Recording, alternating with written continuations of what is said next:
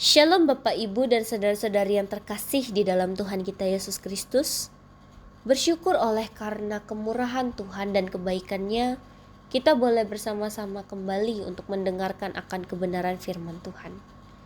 Renungan kita pada hari ini mengambil sebuah tema, yaitu tentang Yusuf yang dicintai dan juga dipakai oleh Tuhan. Pertanyaannya, pernahkah Bapak, Ibu, dan saudara-saudari yang terkasih merasa terjebak di dalam situasi yang sepertinya tidak memberikan kita harapan? Atau pernahkah kita merasa bahwa kehidupan kita mengarah ke hal-hal yang tidak kita harapkan atau tidak kita inginkan? Dan rasanya seperti Tuhan itu hidup jauh daripada kita. Nah, coba Bapak, Ibu, dan saudara-saudari merenungkan tentang satu pribadi atau satu tokoh yang bernama Yusuf. Dia adalah tokoh yang mengalami ketidakadilan semasa hidupnya dan juga penderitaan. Tetapi meskipun ketidakadilan dan penderitaan itu dia alami, kasih Tuhan yang luar biasa itu tidak pernah berhenti mengalir dalam hidupnya. Bagaimana mungkin Tuhan tetap hadir di dalam kehidupannya bahkan di saat segala sesuatunya sedang tidak baik-baik saja? Kita diperhadapkan kembali dengan sebuah kenyataan bahwa meskipun kita berada di dalam situasi yang sulit, Tuhan tetap memberikan banyak penghiburan di dalam kehidupan kita. Dan sekalipun kita merasa bahwa hidup kita tidak lagi ada harapan, Tuhan memberikan secerca harapan bagi kita.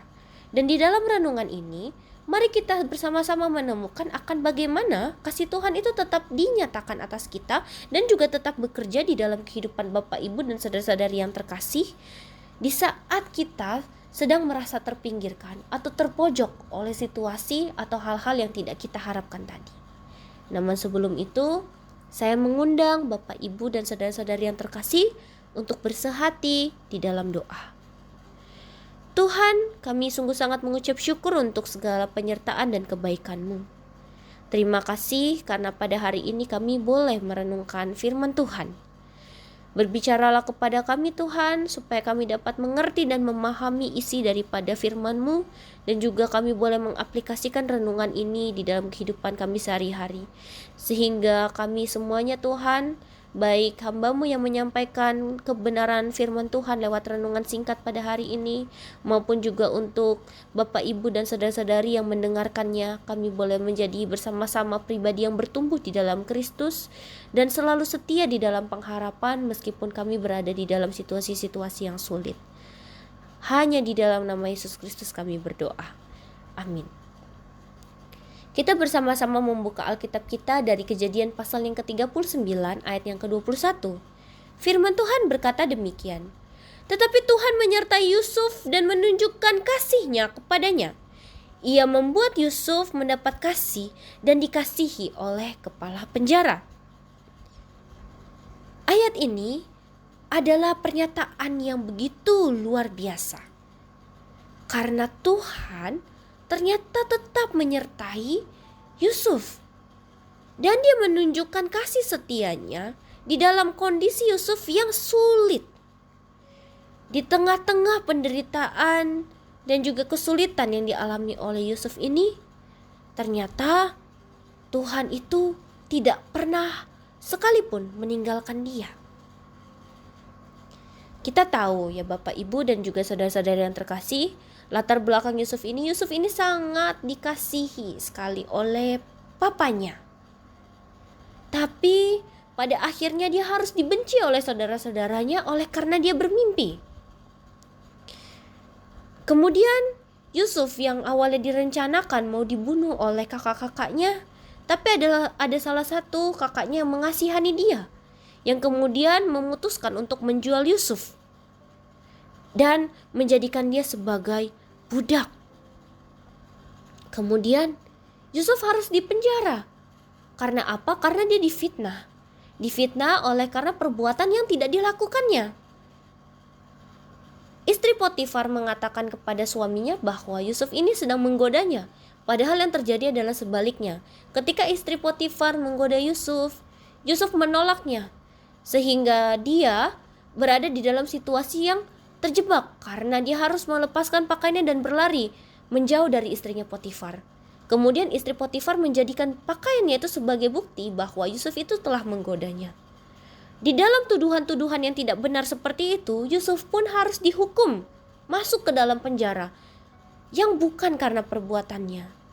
Tetapi sekalipun begitu, Yusuf melihat bahwa Tuhan ini tetap mengasihi dia.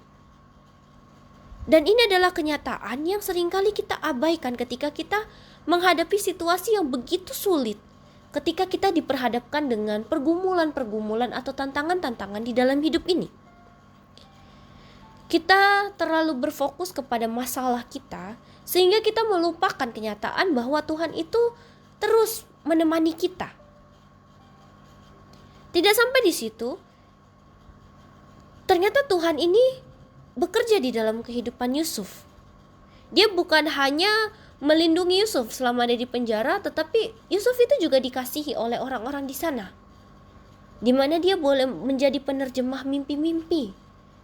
Dan ternyata penerjemahan mimpi-mimpinya itu adalah benar.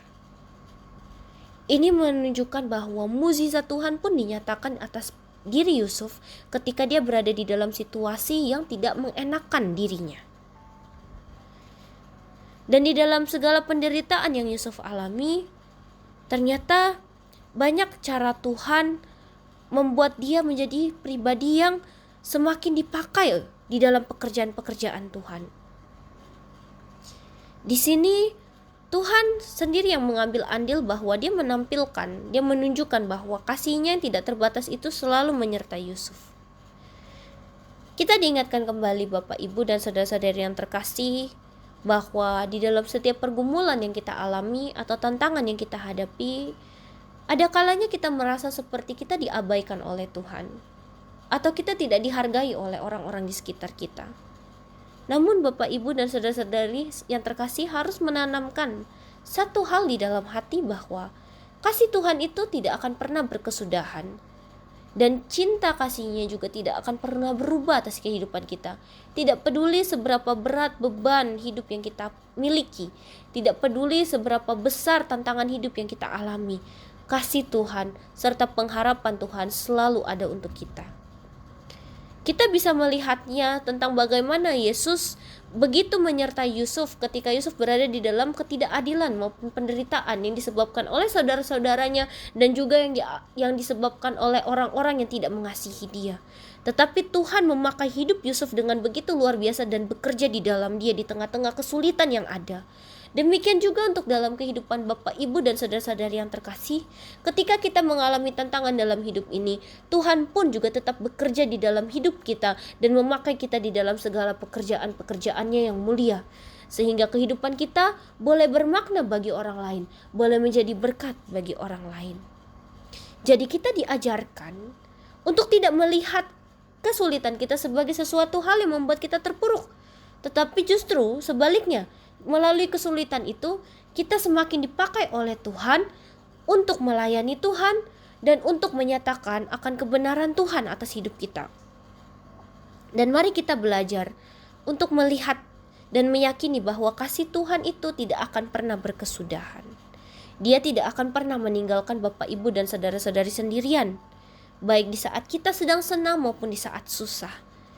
Dan kasih-Nya yang tiada terbatas itu selalu akan kita rasakan di dalam kehidupan kita. Oleh karena itu, mari Bapak, Ibu, kita aminkan akan renungan firman kita pada hari ini, dan kita bersama-sama mengintrospeksi diri kita. Apakah kita selama ini sudah melihat bahwa kesulitan atau tantangan yang kita alami dalam hidup sebagai suatu momen di mana kita semakin percaya bahwa Tuhan memberikan yang terbaik atas hidup kita. Mari kita bersama-sama berdoa. Tuhan, kami sungguh sangat mengucap syukur dan berterima kasih untuk firman-Mu Tuhan, yang boleh memberikan kami suatu kekuatan untuk terus percaya dengan teguh bahwa meskipun kita tidak selalu mengerti akan jalannya Tuhan, tetapi kasih Tuhan terus menyertai kami senantiasa. Dan kami ingin mengenal dengan lebih dalam tentang bagaimana Tuhan bekerja di dalam kehidupan kami, sehingga kami terus setia di dalam pekerjaan Tuhan. Hanya di dalam nama Tuhan Yesus Kristus kami berdoa. Amin.